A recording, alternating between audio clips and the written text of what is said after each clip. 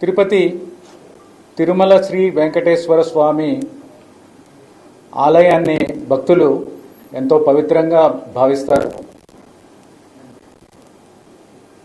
హిందువులందరూ కూడా తిరుమల వెంకటేశ్వర స్వామిని కలియుగ ప్రత్యక్ష దైవంగా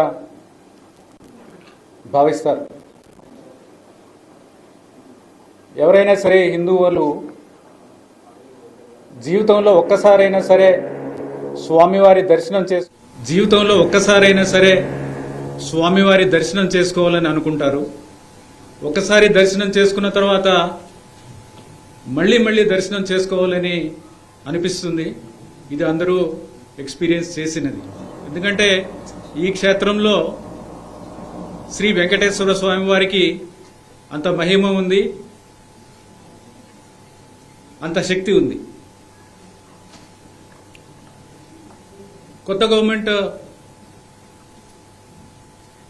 ఫామ్ అయిన తర్వాత నాకు యుఓటిటిడి పోస్టింగ్ వచ్చిన తర్వాత గౌరవ ముఖ్యమంత్రి వర్యుల్ని కాల్ చేసినప్పుడు ఆయన 2-3 విషయాల మీద ప్రత్యేకంగా శ్రద్ధ పెట్టాలని కోరారు.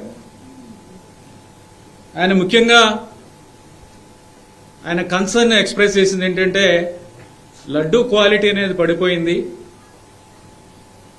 తర్వాత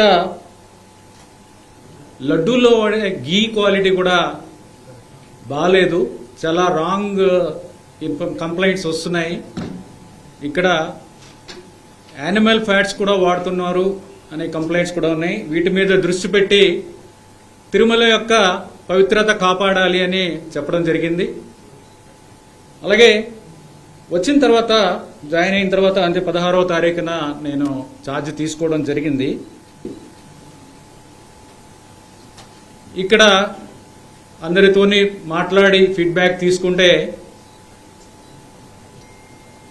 గీ క్వాలిటీ బాగాలేదనేది చాలామంది ఫీడ్బ్యాక్ ఇవ్వడం జరిగింది. లడ్డూ పోటు మనకున్న స్టాఫ్ కూడా వాళ్ళు కూడా దీనివలన లడ్డూ క్వాలిటీ దెబ్బతింటుంది అనేది ఒకటి. తర్వాత ఎక్స్పర్ట్స్తో కూడా మాట్లాడిన తర్వాత లడ్డూ క్వాలిటీ బాగుండాలి అంటే గీ క్వాలిటీ బాగుండాలి. ఇది వాడేది ఏదో ఒక గీ వాడటం కాదు, ఆవు నెయ్యి, ప్యూర్ ఆవు నెయ్యి వాడాలి. అది చేయకపోతే తిరుమల యొక్క పవిత్రత దెబ్బతింటుంది అనేది ఎక్స్ప్రెస్ చేశారు. మేము కూడా స్వయంగా అందరం ఆఫీసర్స్ కూడా చూస్తే అది శాంపుల్స్ క్వాలిటీ చాలా దారుణంగా ఉన్న పరిస్థితులు చూసాం. అంటే అవి నెయ్యి లేకపోతే నూనె అనే విధంగా ఉన్న పరిస్థితులు కొన్ని చూసాము. సో అందరికీ కూడా వార్నింగ్ ఇచ్చి గట్టిగా చెప్పి మీరు క్వాలిటీ సప్లైస్ చెయ్యకపోతే మిమ్మల్ని బ్లాక్ లిస్ట్ చేస్తాము అని చెప్పడం జరిగింది. తర్వాత బ్లాక్ లిస్ట్ ఎలా చేస్తామంటే టీటీడీకి ఓన్ ల్యాబ్ లేదు, అడల్ట్రేషన్ టెస్టింగ్ చేయడానికి టీటీడీకి ఓన్ ల్యాబ్ లేదు. కానీ టీటీడీకి టెండర్ కండిషన్ ప్రకారం కూడా బయట ల్యాబ్స్లో ఎన్ఏబిఎల్ అక్రిడిటెడ్ ల్యాబ్స్ ఉంటాయి. ఎన్ఏబిఎల్ అక్రిడిటెడ్ ల్యాబ్స్లో మనము టెస్టింగ్ చేయడానికి అవకాశం ఉంది, చేసుకోవచ్చు. కానీ కారణాలు తెలియదు కానీ బట్ ఆ బయట ల్యాబ్ పంపించటం అనేది చేయలేదు. దానివల్ల అది ఒకటి. తర్వాత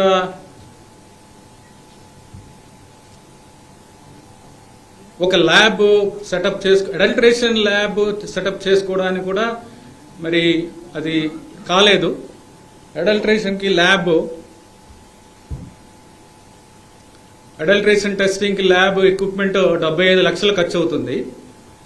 75 లక్షలు ఖర్చు అయ్యే ల్యాబ్ ఎందుకు పెట్టలేదో తెలియదు. అది ఉండుంటే సప్లయర్స్ అడ్వాంటేజ్ చేసుకునే పరిస్థితి ఉండదు.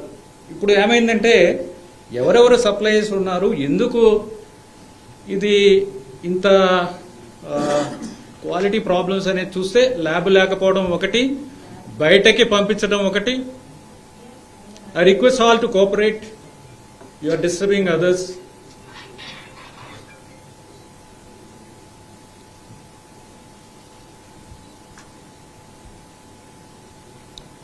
సో సప్లయర్స్ ఎందుకు ఈ విధంగా క్వాలిటీ లేకుండా ఎందుకు చేస్తున్నారు అనేది చూస్తే ల్యాబ్ లేకపోవడం ఒకటి, మన ఓన్ ల్యాబ్ లేకపోవడం ఒకటి, బయటకి పంపించకపోవడం ఒకటి. దానివల్ల క్వాలిటీ కంట్రోల్ సిస్టమ్ అనేది ఎఫెక్టివ్గా లేదు అనేది తీసుకుని ఒక అడ్వాంటేజ్ తీసుకుని అన్వయబుల్ రేట్స్. ఇప్పుడు గీ సప్లై చేయాలంటే ప్యూర్ గీ కౌ గీ సప్లై చేయాలంటే దానికి ఒక వైబుల్ రేట్ ఉంటుంది. ఎవరు కూడా ఫ్రీగా సప్లై చేయరు, సప్లయర్స్ ఎవరు, వాళ్ళకు అది బిజినెస్. అది 320 రూపాయల నుంచి 411 రూపాయలు కేజీకి ఉన్నాయి. అంత తక్కువ రేటులో ఎలా సప్లై చేస్తారు అనేది చూస్తే ఎవరు కూడా ఆ రేటు చూస్తేనే మనకి ఇది ప్యూర్ గీ సప్లై చేయడం వీళ్ళు కాదు అనేది ఎక్స్పర్ట్స్ కూడా చెప్తున్నారు, నార్మల్ పర్సన్స్ కూడా చెప్తారు. మనం కూడా బయటకు ఉన్నప్పుడు మంచి గీకు ఉన్నప్పుడు ఎంతకు వస్తుందని మనకు కూడా తెలుసు. బయట ఎంత రేటుకి మనము ఎంత రేటు పెట్టాల్సి వస్తుంది క్వాలిటీకి కొనుక్కోవాలంటే మనకు కూడా తెలుసు. అలాంటిది అంత తక్కువ రేటుకి కొనడం వలన అక్కడే మొదటనే మనకి దెబ్బ. అంటే అంత తక్కువ రేటు పెడితే ఆల్మోస్ట్ మనము ఒక క్వాలిటీ మీద అంటే కంట్రోల్ ఉండదు. వాడు ఇచ్చేది మనకి ల్యాబ్ లేదు, మన ఓన్ ల్యాబ్ లేదు, మనం బయటికి పంపించము, రేటే చాలా తక్కువ. ఈ 3 పరిస్థితుల్లో అసలు క్వాలిటీ గీ వస్తుందనేది రాదు అనేది అది చాలా స్పష్టంగా తెలుస్తుంది. ఎనీవే ఆ రీజన్స్ అనేది అనలైజ్ చేయడం జరిగింది. అనాలిసిస్ ఎందుకు చేసామంటే కరెక్టివ్ స్టెప్స్ తీసుకోవాలి, ఏం జరిగింది, ఎలా చేయాలి దాన్ని అది చూస్తే ఈ విధంగా తెలిసింది. సో ఉన్న సప్లయర్స్తో గట్టిగా బ్లాక్ లిస్ట్ చేస్తామని చెప్పిన తర్వాత అందరూ కూడా క్వాలిటీ సప్లైస్ అన్నీ కూడా శాంపుల్స్ బాగానే ఉన్నాయి, ఎక్సెప్ట్ ఒక supplier AR foods, AR dairy food private limited. ఇది 12వ తారీఖున టెండర్ పిలవడం జరిగింది, 8వ తారీఖున టెండర్ ఫైనలైజ్ చేయడం జరిగింది. 2024 అండి, 2024 12/3/2024 tender 12/3 12th March 2024. Finalization of tender was done on 8th May 2024 and date of supply order was 15/5/2024. So the rate finalized was 319 rupees. So that was the issue. So he then 320 rupees. So then he started supplying. Then we asked him, we found 4 tankers. We found that 4 tankers వాళ్ళు supply చేసిన 4 tankers quality లేవు అనేది observe చేయడం జరిగింది. వెంటనే ఆ 4 samples బయట ల్యాబ్స్కి పంపించడం జరిగింది. బయట ల్యాబ్స్కి పంపిస్తే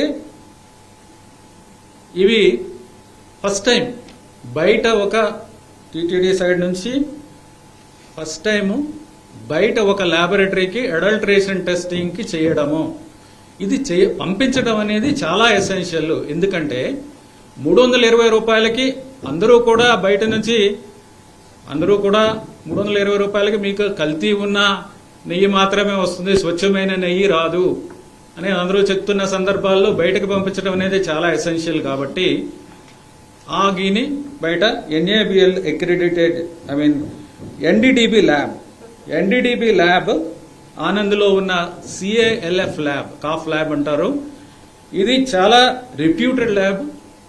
and then government control lab, it is a highly reputed lab. Reputed institutions, reputed dairies వాళ్ళు ఎక్స్పోర్ట్ చేసేటప్పుడు కూడా ఈ ల్యాబ్ నుంచే వాళ్ళు రిపోర్ట్స్ తెప్పించుకుంటారు. ఈ ల్యాబ్ నుంచి రిపోర్ట్ తెప్పించుకుని పంపిస్తే ఎక్స్పోర్ట్ చేసినప్పుడు వేరే దేశాల్లో వాళ్ళు ఈ రిపోర్ట్ని స్టాండర్డ్ కింద నమ్ముతారు. ఆ రిపోర్టు వాళ్ళు స్టాండర్డ్ కింద తీసుకుంటారు, సప్లైస్ యాక్సెప్ట్ చేస్తారు. అందుకని పెద్ద పెద్ద reputed government diaries, cooperative diaries పేర్లు నేను చెప్పట్లేదు, కానీ వాళ్ళందరూ కూడా ఇక్కడ నుంచే తీసుకుంటారు. సో అలాంటి ల్యాబ్కి పంపించాం మేము శాంపిల్స్, 4 శాంపిల్స్ పంపించడం జరిగింది. ఆ 4 శాంపిల్స్ పంపించిన తర్వాత 23వ తారీఖున ల్యాబ్ రిపోర్ట్స్ 16వ తారీఖు 23వ తారీఖు 6/7/2024 6th July 2024 and 12th July 2024. 6th July 2 tankers, 12th July 2 tankers పంపించడం జరిగింది. సో పంపించిన తర్వాత ఆ ల్యాబ్ రిపోర్ట్స్ ఆల్మోస్ట్ 1 వీక్ తర్వాత మాకు చేరాయి. ఆ ల్యాబ్ రిపోర్ట్స్ ఏముంది ల్యాబ్ రిపోర్ట్స్లో అనేది చూస్తే, ఈ ల్యాబ్ రిపోర్ట్స్లో 2 పార్ట్స్ ఉంటాయి. ఒకటి అనెక్చర్ 1 ISO స్టాండర్డ్స్ ప్రకారం చేసే ఈ ఎస్ వాల్యూ టెస్ట్ అని ఉంటాయి. ఎస్ వాల్యూ టెస్ట్ అది ఒకటి ఉంటుంది. ఇంకోటి వేరే 39 రకాల టెస్టులు చేసేది ఉంటుంది. దీంట్లో 39 రకాల్లో 39 టెస్టుల్లో బీటా సైటోస్టెరాల్ అని ఉంటుంది. బీటా సైటోస్టెరాల్ టెస్ట్ చేస్తే ఇది వెజిటబుల్ ఆయిల్ కలిసిందా లేదా అని తెలుస్తుంది, beta sitosterol. Okay, so that is proved. తర్వాత రెండవ టెస్ట్లో S value test. S value టెస్ట్లో 5 రకాల టెస్టులు ఉంటాయి. 5 రకాల టెస్టులు ఏంటంటే, ఓవరాల్ క్వాలిటీ ఏముందనేది ఒక test, soybean, sunflower, olive oil, rape seed oil, linseed oil, wheat oil, maize oil, cotton seed oil, fish oil ఇవన్నీ కలిపి ఉంటే ఒక టెస్ట్ ఉంటుంది. ఆ టెస్ట్ చేస్తే వచ్చే రిజల్ట్ ఒక రేంజ్ ఉండాలి. ఆ రేంజ్లో ఉంటే అది కరెక్ట్గా ఉన్నట్టు, ఆ రేంజ్ బయట ఉంటే అది అడల్టరేటెడ్, ఆ పర్టికులర్ అడల్టరేషన్ ఉన్నట్టు, అది క్లియర్గా ఈ ల్యాబ్ రిపోర్ట్స్లో చెప్తున్నారు. సో ఈ 5 టెస్టులలో టోటల్ ప్యూరిటీ టెస్ట్ అంటే మనం తీసుకున్న శాంపుల్ ఏ విధంగా ఉంది, ఓవరాల్గా మిల్క్ ఫ్యాటా కాదా ఇది అనేది చెప్తుంది. మిల్క్ ఫ్యాటా కాదా, మిల్క్ ఫ్యాటా కాదా అని చూస్తే అది ఓవరాల్గా 95.68 నుంచి 104.32 మధ్యలో ఉండాలి. ఇది టోటల్గా 95.68 to 104.32 మధ్యలో ఉండాలి ఓవరాల్గా టెస్ట్ చేస్తే. ఇది చాలా అబ్నార్మల్గా ఉంది. 20.32 అంటే ఇట్ ఈస్ హైలీ అడల్టరేటెడ్. చూడటానికి ఘీలా ఉంటుంది కానీ అది ఘీ కాదు, చూడటానికి మాత్రమే ఘీ. ఏం చేస్తారంటే అన్ని రకాల పదార్థాలు కలిపి ఒక పదార్థాన్ని తయారు చేసి దీనికి కొన్ని టెస్టులు పాస్ అవుతాయి, కానీ డీప్గా అనాలిసిస్ చేస్తే, ఈ టెస్టులు చేస్తే దాంట్లోనే మాత్రమే బయటపడతాయి. అవి 20.32 విచ్ ఇస్ అబ్నార్మలీలో 95.68 to 104.32. సో అది ఒకటి వెరీ అన్ఫార్చునేట్ రిజల్ట్. తర్వాత సోయాబీన్, సన్ఫ్లవర్ ఆయిల్ దీనికి సంబంధించిన టెస్ట్ రిజల్ట్ 98 పైన ఉండాలి. ఇది 87.61 87.61 వచ్చింది S value. That means this is adulterated with soybean, sunflower, olive, rapeseed, all these things మీకు ఇంతకు ముందే చెప్పాను ఆ రిపోర్ట్ దాంట్లో. తర్వాత లార్డ్ అంటే పిగ్ స్కిన్ కింద ఉండే ఫ్యాట్, పిగ్ ఫ్యాట్ అనుకోవచ్చు. అది లార్డ్ అనేది వాల్యూ ఆ టెస్ట్ చేస్తే 116 వచ్చింది. ఉండాల్సింది ఎంతంటే 102కి కింద ఉండాలి. It should be below 102, but it is above 102, which means that it is adulterated with lord also. Next is palm oil and beef టాలో. ఇవి రెండు ఉంటే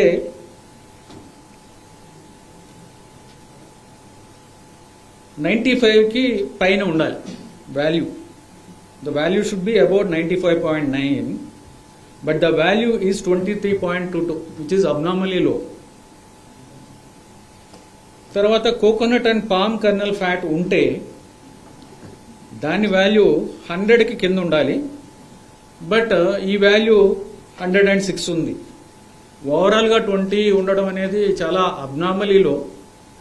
అండ్ ఈచ్ వాల్యూ చాలా తక్కువ ఉండడం, బియాండ్ రేంజ్ ఉండడం అనేది ఇది ఒక కంటామినేషన్ కాదు, అన్ని రకాల పదార్థాలు యానిమల్ ఫ్యాట్స్ ఉన్నాయనేది ఈ రిపోర్ట్తో అర్థమవుతుంది. తర్వాత